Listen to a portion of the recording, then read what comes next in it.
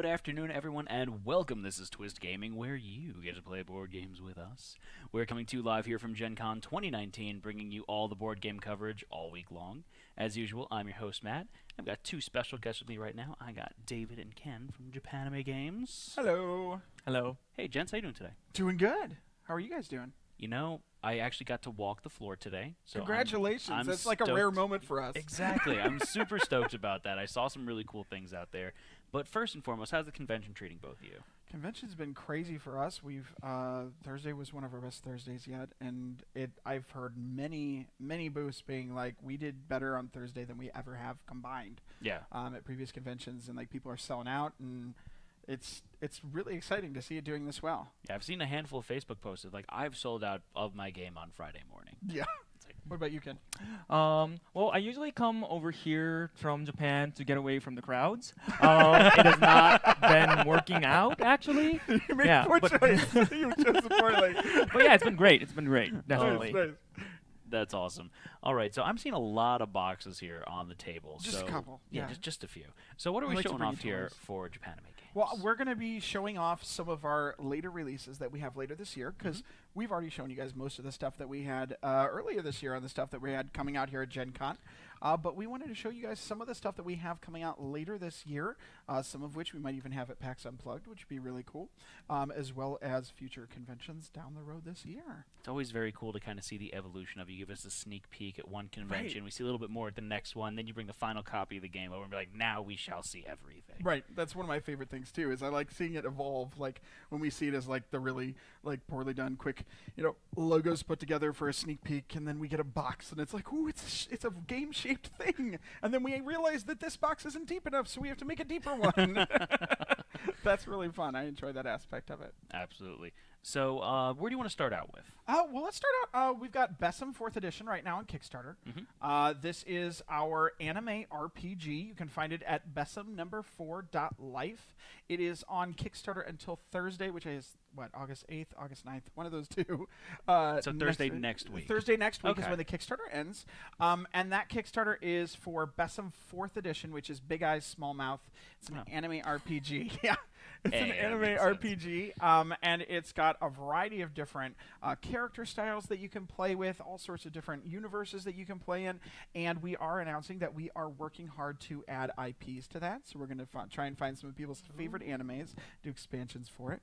And we are also, after the Bessem Kickstarter is over, we are also pursuing doing a Robotech RPG as well. Oh, really cool. Because giant robots and and RPG just makes sense. Oh, they go together like... Like Voltron.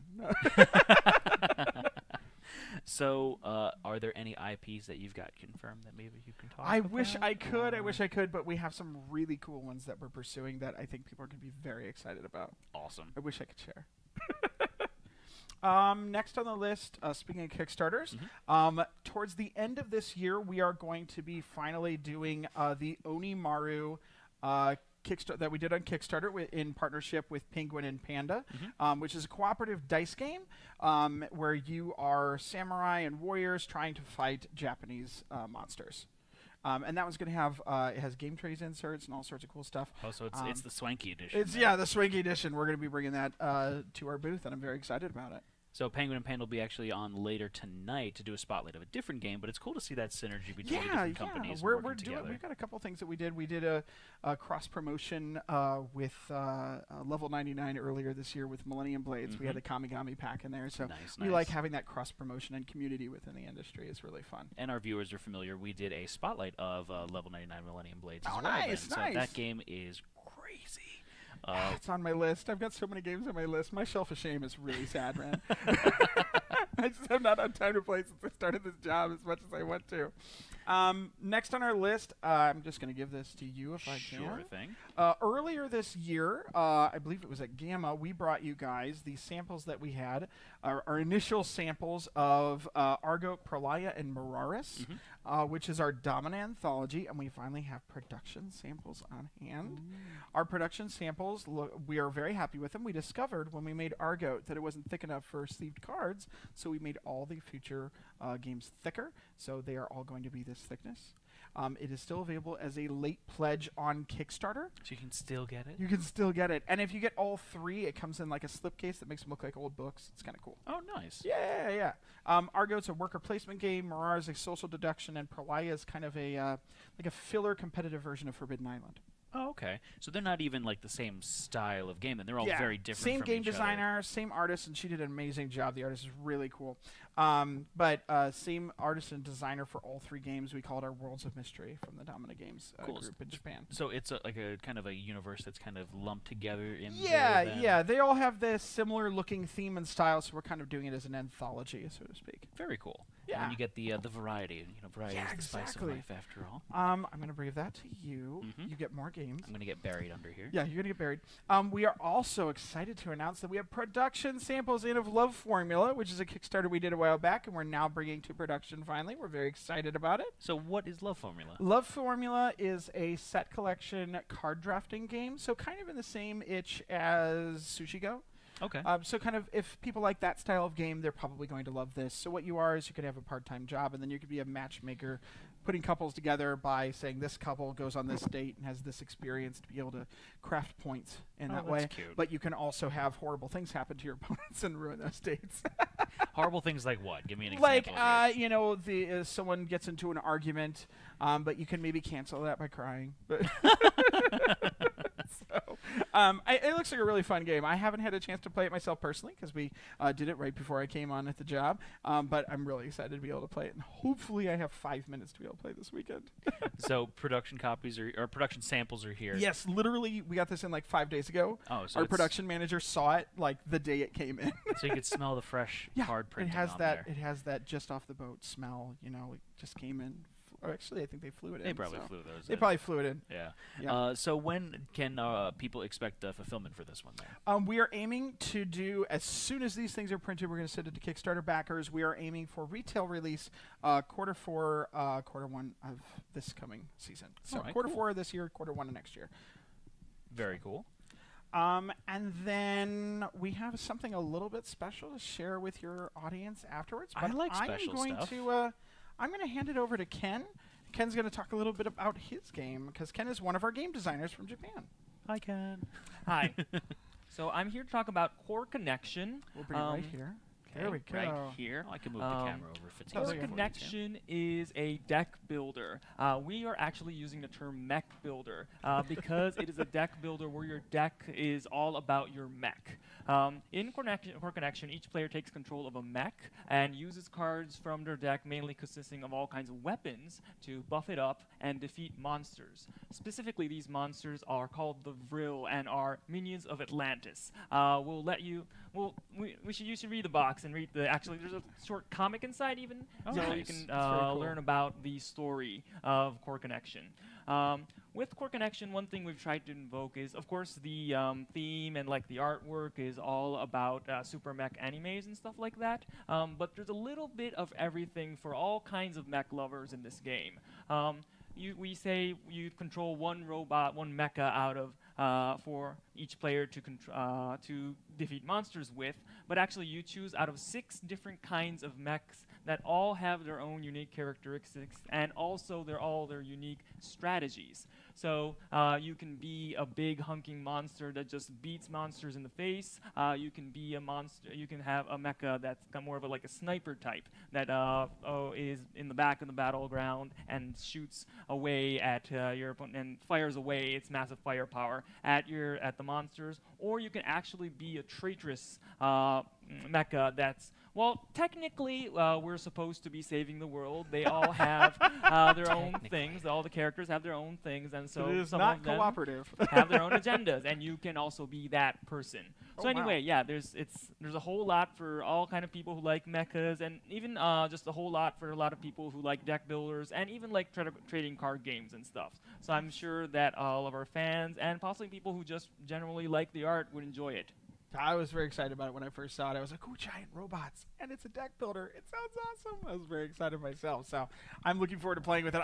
We just got these samples in. I haven't had a chance to play it either. So I'm like looking forward to Oh, it. It's nice. on my to-do list. Very cool. So talk to me a little bit about the challenges that you have when designing a game like this and trying to make sure that the cards and the abilities that you're getting in the deck builder here are lining up to the different mechs. So is there definitely is there cards that you've got in mind where you're trying to get a mech to go with it, or you're like, oh, I have a mech here that I need to kind of align some of the cards and powers to themselves? Okay, I'm not sure if this is specifically an answer to your question, but I'll tell you an episode we had in creation of this game. So in this creation, I designed the game mechanics, and we had a different team covering the art and thinking of the world. And of course, this being the kind of game it is, we wanted a rich world and settings and stuff like that. But we were kind of working independently. Now you might know we're kind of figure out where this is heading, but I made a robot that is very defensive. And being a defensive robot, it had just a little bit of melee ability to fight with the monsters in hand. Not too much. But then I gave the general idea to the design team, and they showed me this real cool looking mech that was shooting a giant laser.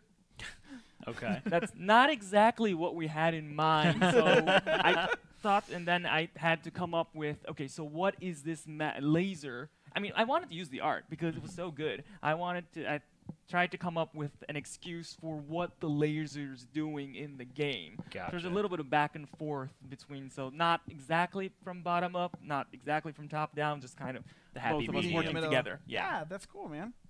That's awesome. Very cool. So there's different sets based on which of the different mechs you're playing those then? Different different cards you're adding to the game because of that? Or? Actually, the standard system, the base system is a deck builder. You have a set of cards, so you actually choose one mech and also one pilot to go with it. And there is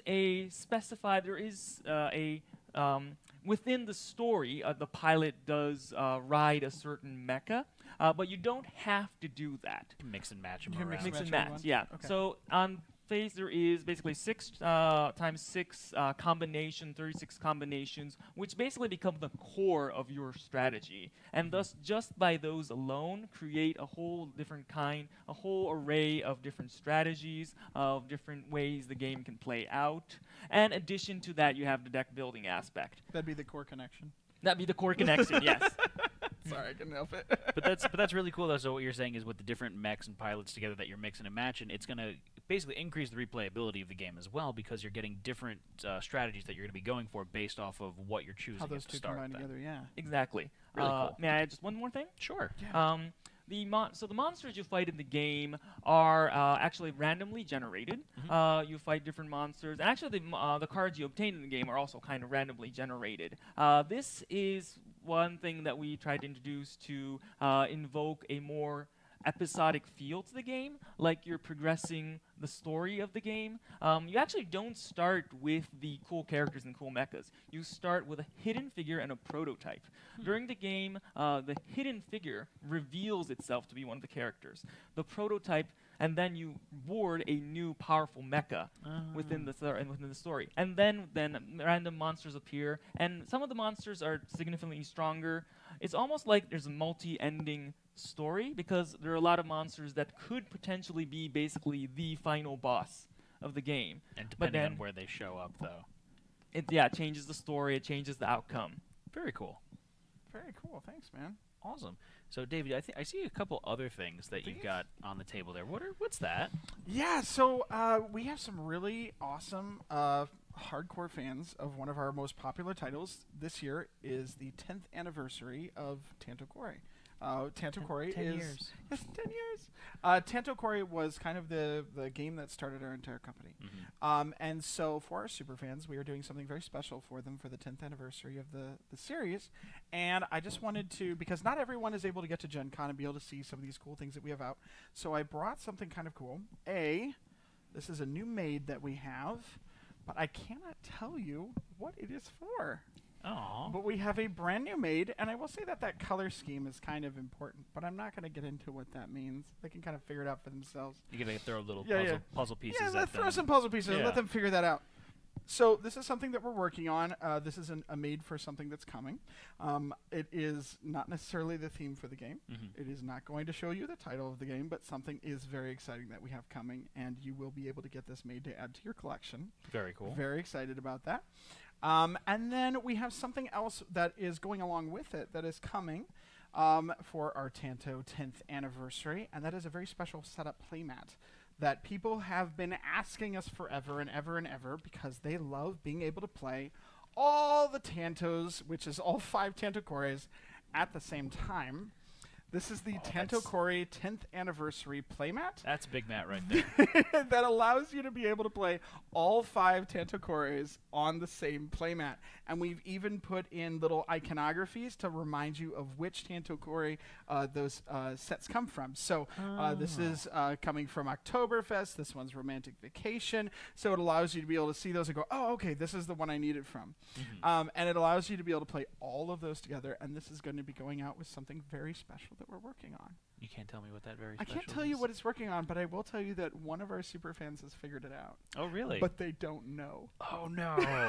So one of our fans came up to us and was like, man, it'd be really cool if you did this. And I'm like, yeah, that would be cool. That's exactly what we're doing. And he's like, yeah, but that's crazy. You guys would never do that. And I was like, yeah, you know, no, that'd be really crazy. We'd never do that. And we totally are. It's exactly what we're doing. And it just cracked me up.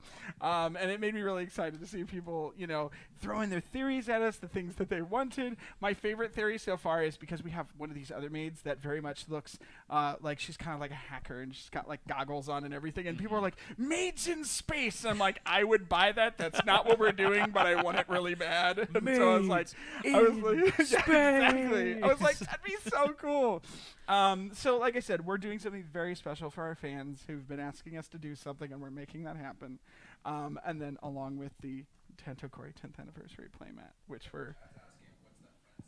What is the Friends section?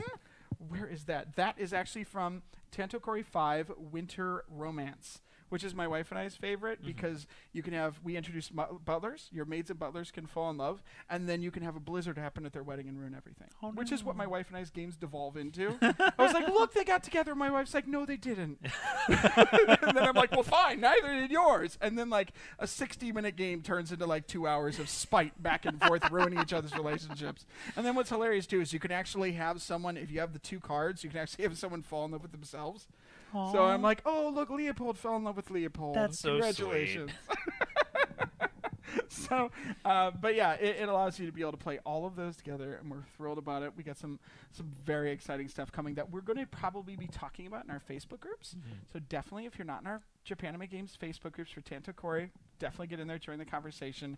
We post some little sneak peeks in there. There's a logo of something we've put in there recently, so be able to go in there and dig through it and maybe find it. So where can our viewers go to find out more information about the Tanto Core 10th anniversary stuff and everything else going on at Japanime Games? I would say the most easiest way to find out about what's coming out would be JapanimeGames.com, which is our website, as well as Facebook.com/Japanime Games. And on there we have groups for Kamigami Battles, Tanto Core, and just Japanime Games in general. And we've actually had people, what's really nice is people have been... people like don't have like a certain promo card, and people have been trading them back and forth and helping them get promos that they don't have. They've been selling promos, which we're totally fine. If they want to get on there and share them back and forth, we're not going to stop them. That's pretty cool that the community has that sort of like market exchange going on. Yeah, and it's nice too because they go in, they're like, hey, how does this God card work? And before we even get a chance to go in and help, people's like, oh yeah, it does this, this, and this. And I'm like, thank you for doing my work for me. That's great. Crowdsource customer support. Yeah, crowdsource customer support. It's great. I like seeing our fans helping each other out to be able to make their game life easier. Absolutely. All right, gentlemen, thank you so much for joining me today. Absolutely. I really do appreciate it. And thank all of you for watching at home. We're going to take a little intermission right now, but we'll be back later on with some more coverage here from Gen Con 2019. Signing off for now, though, I'm Matt. Have a good one, everyone. Bye. Bye.